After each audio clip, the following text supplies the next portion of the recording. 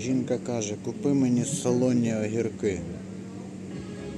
Хрустящие, уральські, бабушкини огірки є. Класичні є огірки. Бабуліни огірки.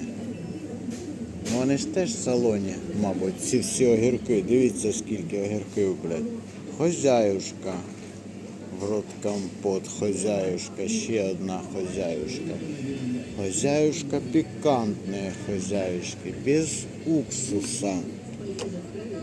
Бля, колись брались таке фуфло, сука, козачок. Малосольні огірки, може оці взяти? Сука, одні огірки, блядь. Напишіть, які мені взяти. Огірки.